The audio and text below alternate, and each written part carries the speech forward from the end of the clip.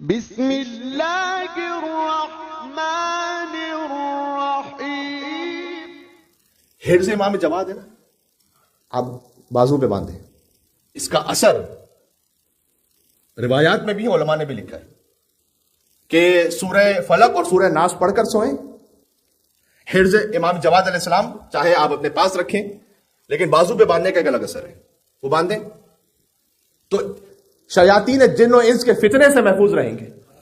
یہ حرز امام جواد وہ ہے کہ جو امام نے مامون کو دیا تھا. مامون کل کی تقریر یاد آ رہی ہے؟ جواد وہ ہوتا ہے کہ جو بغیر استحقاق کے عطا کرتا ہے.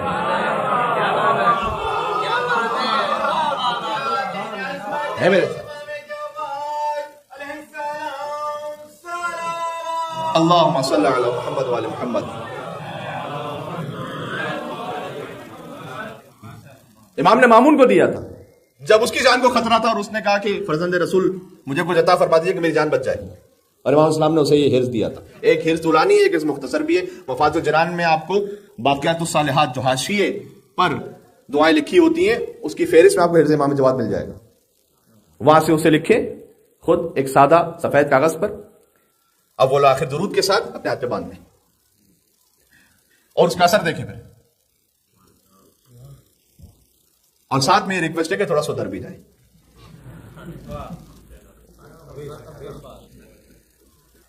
فقط کچھ باندھ لینے سے تو نہیں ہوگا نا، جب تک کہ انسان خود سدھرنے کو تیار ہو. اللہم صلی علی.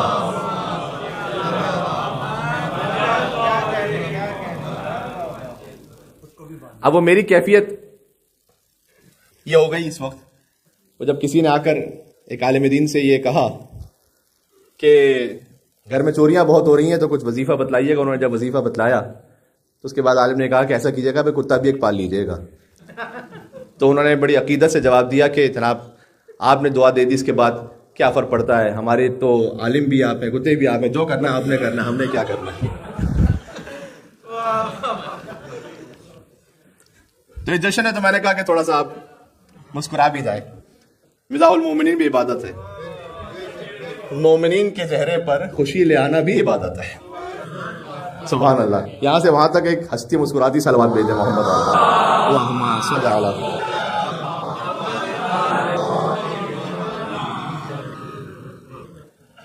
تو دعا بھی ضروری ہے، اور ڈاکٹر صاحب تشریف فرمائیں دوا بھی ضروری ہے. اس کے بغیر معاملہ نہیں ہوگا.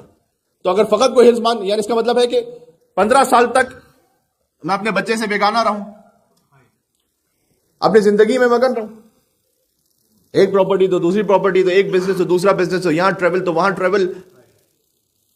یہ سب غلط نہیں ہے، لیکن کل کی بات سے جوڑیے گا. میں کچھ کرتا ہوں باتیں مربوط رہیں کہ یہ سب کچھ ہسبینڈ اینڈ وائف کے رشتے کی کاسٹ پر نہیں ہونا چاہیے، اور تربیت اولاد کی کاسٹ پر نہیں ہونا چاہیے. باقی آپ کیجیے، بات واضح نا. تو پھر 15 سال بعد آ کر کوئی عالم دین سے یہ کہے، یا مجھ جیسے ایک طالب علم سے یہ کہے کہ مولانا کچھ لکھ کے دیجیے، تو وہ تو پھر حضرت حجت ہی کا کام ہے کہ وہ سر پر ہاتھ رکھے تو ولایت تکوینے سے کچھ ہو جائے. وہ کر سکتے ہیں، وہ تو من کن تو مولا فاضل مولا کے مستاق ہے. ہم تو فقط یہ عرض کر سکتے ہیں کہ جو آپ بول رہے ہوتے ہیں وہی کاٹ رہے ہوتے ہیں. اس لیے اس بات کا اہتمام کیجیے، اور خاص طور پر اپنے آپ کے لیے، بچوں کے لیے اس بات کو بھی ذہن میں رکھیے گا. دیکھیں، جب زمین ویسے ہی پڑی رہے تو اس میں ویڈز تو آئیں گے، جب دل و دماغ ویسے ہی خالی رہے تو شیطانی خیالات تو بھریں گے. تو یہاں شیطانی خیالات نہ آنے دیجیے، اور لے کر آئیے بچوں کو امام بارگاہ اور مدرسے، تاکہ وہ پہلے ہی قرآن اور نہج البلاغہ اور صحیفہ سجادیہ اور اپنے شرعی مسائل کے علوم سے واقف ہو جائے. بات واضح ہو رہی ہے؟ ایک اور بات پیش کر دوں. وہ میں نے کہا نا کہ پہلے حرکتیں 10-15 سال تک کچھ اور ہوں، بعد میں دعا کے ذریعے سے معاملہ ایک دم پلٹ جائے. اب میں انڈیا کی مثال تو مجھے معلوم نہیں، لیکن پاکستان کی مثال میں دے سکتا ہوں. یہ کہ ایک بچہ بڑے گڑگڑا کر یہ دعا کر رہا تھا کہ مزار قائد جو ہے وہ کراچی سے لاہور شفٹ ہو جائے. تو اس کی ماں نے پوچھا کہ یہ کس قسم کی عجیب دعا ہے؟ کہ دعا یہ ہے کہ کل پرچے میں یہی لکھ کر لایا ہوں کہ مزار قائد لاہور میں ہے. تو آپ پرچے میں کچھ لکھ کر لائیں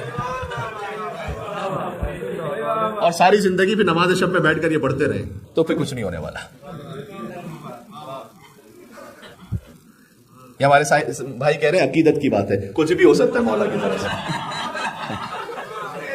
سبحان اللہ.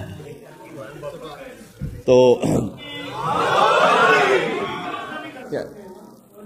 ان کی ولایت وہ ہے کہ وہ عراق کو شام بناتے ہیں، شام کو عراق بناتے ہیں، مرد کو عورت بناتے ہیں، عورت کو مرد بناتے ہیں۔